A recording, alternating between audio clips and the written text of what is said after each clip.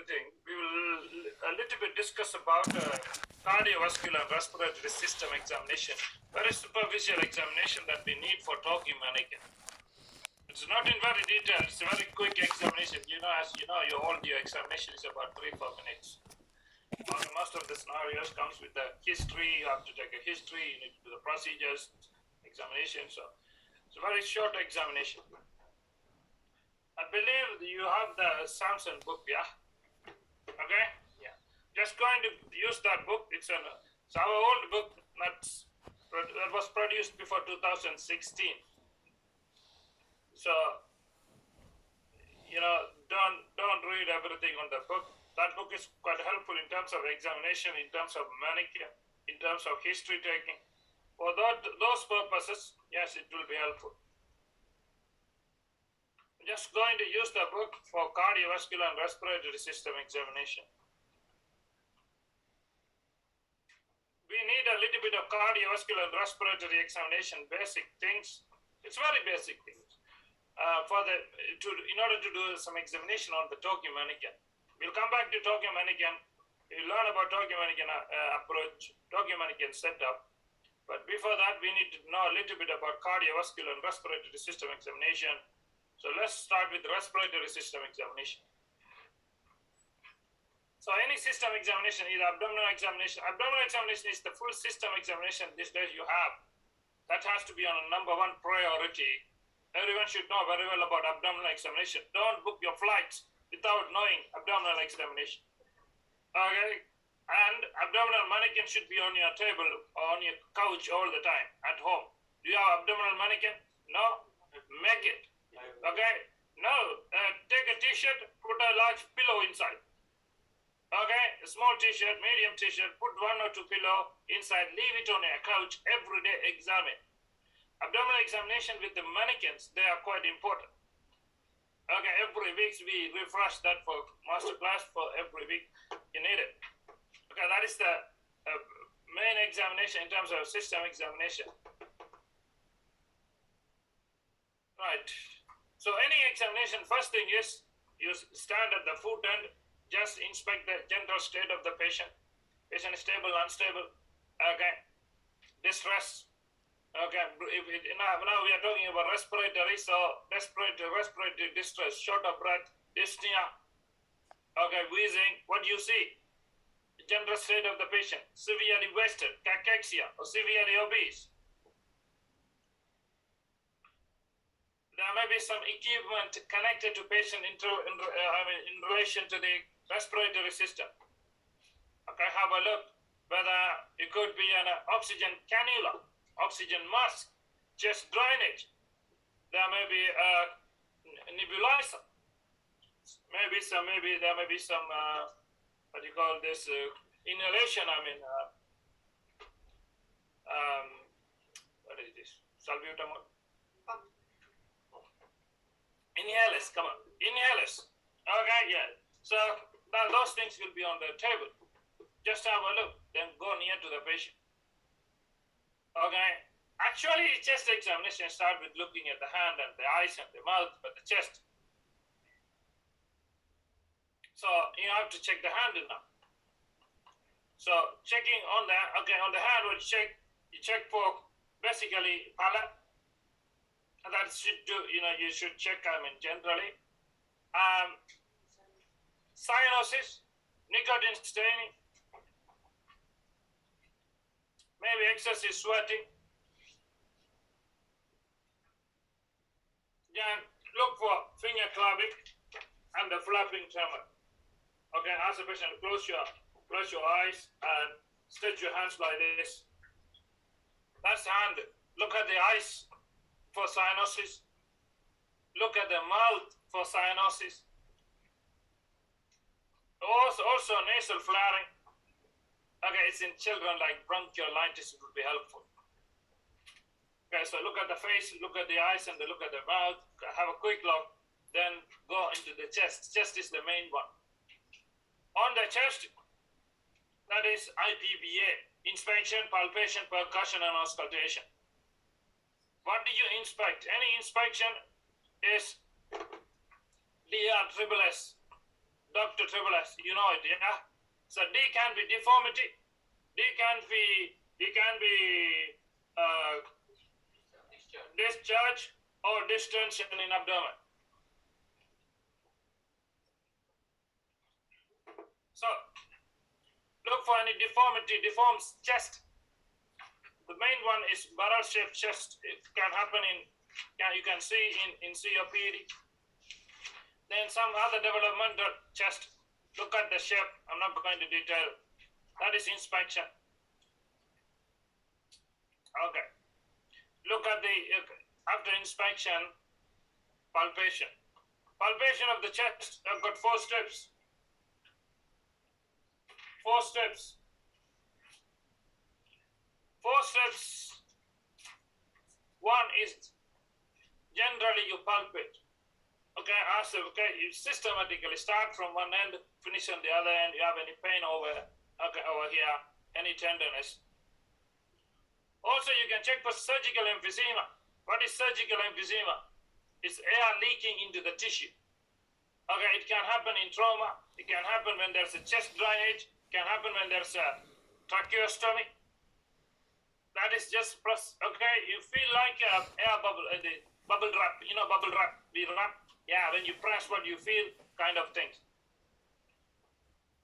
So that is general. Tenderness, general palpation. 1. Second, in terms of palpation, look, tracheal deviation. Pay attention. Respiratory inspection, palpation, percussion, auscultation is needed in many places in Tokyo, America. So put these fingers on the neck, these 2 fingers on the clavicle where it meets the sternum. Middle finger has to be on the center. With this, you check whether the trachea is deviated. Trachea deviate from higher pressure to lower pressure. One side is developing tension, pneumothorax. It can push to the other side. Okay, one side is collapsed.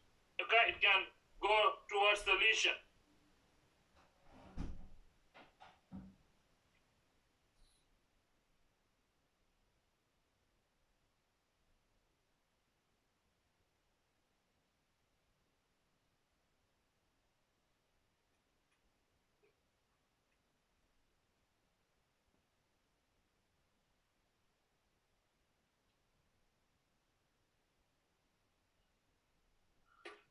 Okay, that is tracheal deviation. The third one is chest expansion. Put your hand like this. Actually, chest examination, you do the front, then you go back, but we don't do the back in Tokyo American. Tokyo American can't sit. So put the hand like this and look for the chest expansion. What you need to look for, you need to look at the thumb. Whether are they moving together, symmetrical. Okay, are they moving sufficiently? Or restricted chest expansion. This can be done even unconscious patient. The last one is fremitus, tactile vocal fremitus. You put the hand on the patient's chest like this, then ask the patient to say, my, 99, 99, 99, 99. You have to keep on moving from up to down, symmetrically. Maybe 3 places on the chest, laterally 1. 99, 99. For this, patient has to be conscious. Okay.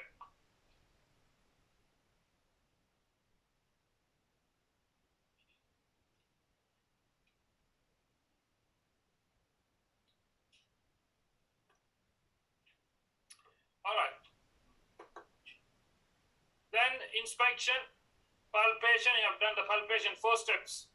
Okay, general palpation, trachea, then trachea and the chest expansion and tactile fremitus. Then percussion. Percussion is tapping. Tapping on the chest gently. Start above the clavicle. You look for resonant or dullness.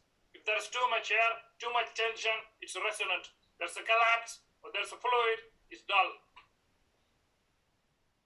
The last bit is auscultation. Auscultate. Auscultate for lung sounds. Okay, normal breathing, vesicular breathing, crackles, wheezing. These are the things that you might hear. That is respiratory system examination. That's what we need for PLAB 2. The next part is the cardiovascular examination.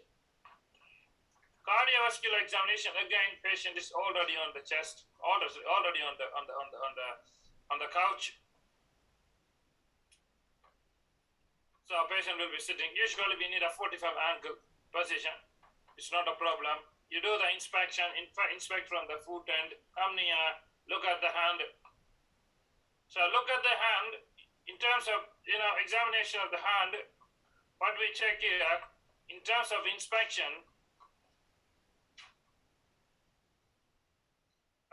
we check for pala, okay, finger clubbing, koilonychia, and the splinter hemorrhage.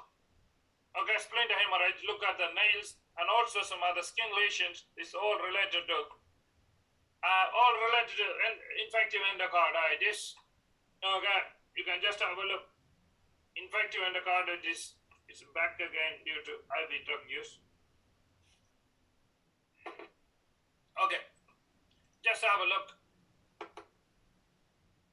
Then what else you need to do? Check the pulse on the hand, radial pulse. One radial pulse on the hand, then radial to radial delay. That means checking the pulse on the both sides. Talking mannequin have real pulse. We will talk about it in a minute. There's something called collapsing pulse. We don't do that. We don't do that in talking mannequin. We don't need it. There's no significant clinical significance in this now. Blood pressure is not a problem because it's always talking mannequin is connected to a monitor. You don't need to do blood pressure. So hand is done. Now look at the eye. Look for pala, jaundice. Look at the mouth for central cyanosis. JVP. JVP happens on the right side. JVP can be raised. Somebody got a COPD, copulmonale, right heart failure that can increase the JVP. Okay, so how to check that? Ask the patient to turn on your left side to look at the JVP. Where to check for JVP? Where is the JVP? Between the two heads of the sternocleidomastoid. If there is something related to cardiovascular, yes, you can ask the patient to turn. Many cannot turn the head, but you can try asking the patient to turn your head on to the left, check for JVP. That is neck is done, then the chest. Chest inspect. In terms of cardiovascular perspective, what you're going to inspect, what you're going to have a look. Okay, you can look at the shape of this chest, okay. And is there any chronic heart failure, heart problem is going on? Also look for some scars like, bypass surgery, long scar. Then pericardial bulge. You are observing, you are checking whether is there any visible pulse. Okay, whether you can see the heart is beating. That is, okay, that's what you are checking here. And palpation. Palpation, here you palpate for the valvular regions. So you should know where the valves are. Okay, mitral valve, the main valve, is in the mid-clavicular line, mid-clavicular at the 5th intercostal space on the left side.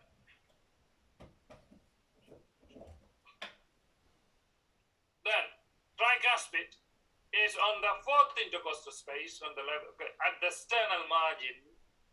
Then you have a second, and you have an aortic and pulmonary at the 2nd intercostal space. Okay, at the sternal margin. On the right, you have aorta and pulmonary. You have to kind of palpate. Then you need to put your hand over there to feel whether you can feel any heart sound or murmurs. If you can feel the murmurs, what we call that as thrill.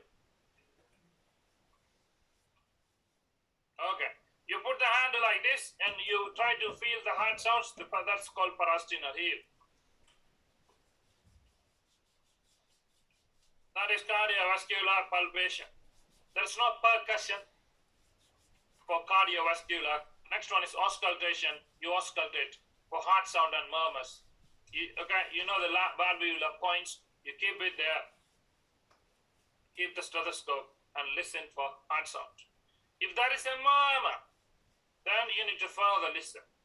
You need to turn the stethoscope, you need a bell. Then you need to have a better position. That means in order to hear the murmur better, you need to ask the patient to take a breath in, deep breath in, and breathe out and hold. Not only that, you also position the patient. There is a right side murmur. Ask the patient to roll on the same side. Mitral murmur. If it is an aortic murmur, ask the patient sit up and lean forward. Then take a breath in, breathe out, and hold. Look for radiation of the murmurs. There's a mitral murmur, it can go to axilla. So look for, there is one scenario comes with murmur. An aortic murmur, it can go into the neck.